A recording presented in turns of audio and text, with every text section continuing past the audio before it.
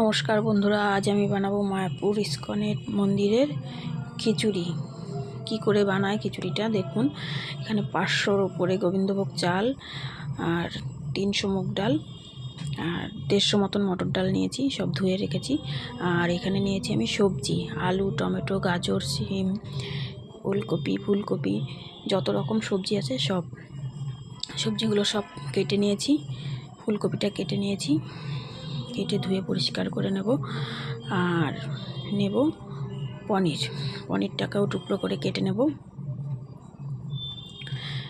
দেখতে থাকুন আপনারা কি করে খিচুড়িটা আমি বানাচ্ছি। এবার সবজিগুলো একটা কড়াইতে আমি ভেজে নেব।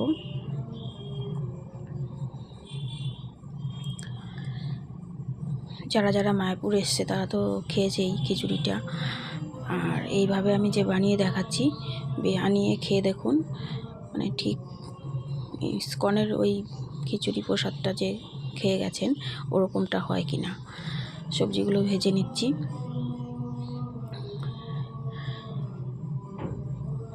পনিরগুলোও আমি ভেজে নেব।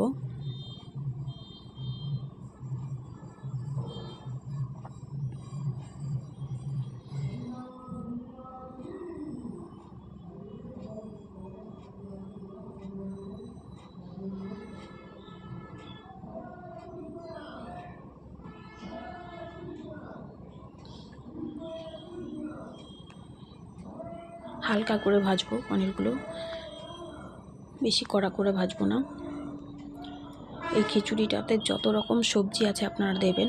আমার কাছে যতটুকু সবজি ছিল তাই দিয়েছি। শাক সবজি সব দেওয়া যায়। এখানে নিয়েছি মশলা, শুকনো লঙ্কা, আদা বাটা, পাঁচফোড়ন, তারপর আপনার লবঙ্গ, এলাচ, দারচিনি সব কিছু।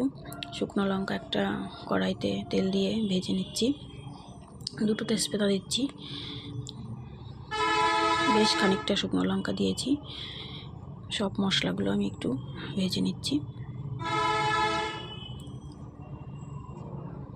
এবার জায়ফলটা আমি একটু গুঁড়ো করে নেব, জায়ফল গুঁড়োটাও দিয়ে দেব।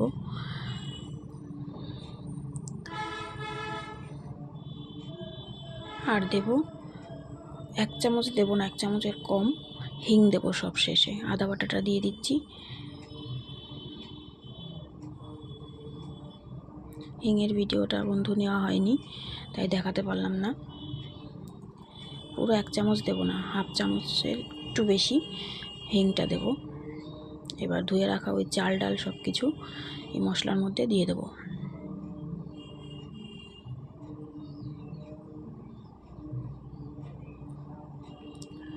ভালো করে একটু মিশিয়ে নিচ্ছি। একটা গামলার মধ্যে করেছি যাতে দেখাতে আমার সুবিধা হয়। আর ইস্কন মন্দিরে তো বেশ বড় বড় পাত্রে রান্না করা হয়, আপনারা হয়তো দেখেছেন।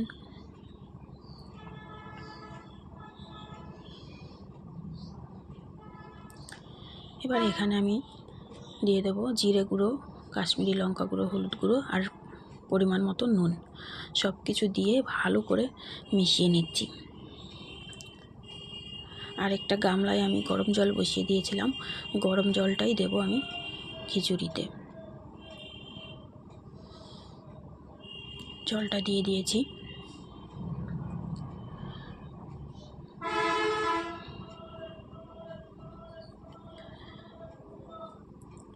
এবার সবজিগুলো দিয়ে দেবো ভেজে রাখা। বললাম যে আগেই, যত রকম শাক আছে সবজি আছে সব কিছু দিতে পারেন। আমার ঘরে যতটুকু ছিল আমি তাই দিয়েছি।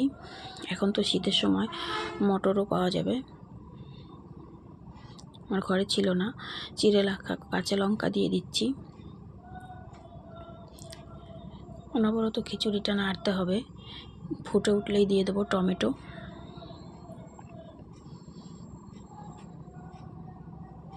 এদিকে আমি পাঁপড় ভেজে নেব কিছুটা, খিচুড়িটা ওদিকে হতে থাকুক।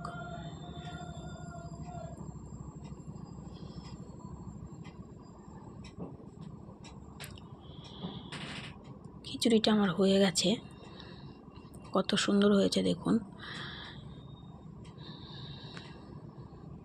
এবার আমি দিয়ে দেব পনিরগুলো ভেজে রাখা। পনির দিয়ে অল্প পরিমাণে একটু চিনি দেব।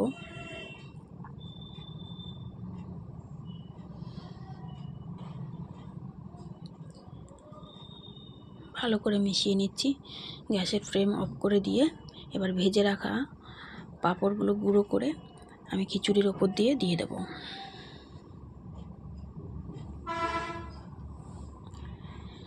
দেখুন কত সুন্দর হয়েছে খিচুড়িটা।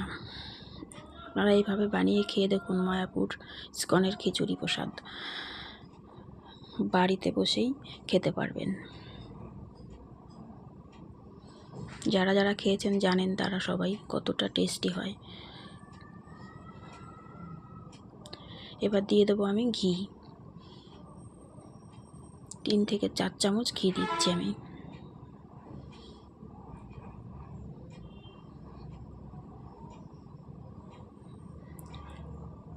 আলাদা করে বলার কিছু নেই। বারবার বলছি, যারা যারা খেয়েছেন তারা জানেন মায়াপুর ইস্কনের খিচুড়ি কতটা টেস্টি হয়। কত সুন্দর হয়েছে দেখুন বন্ধুরা।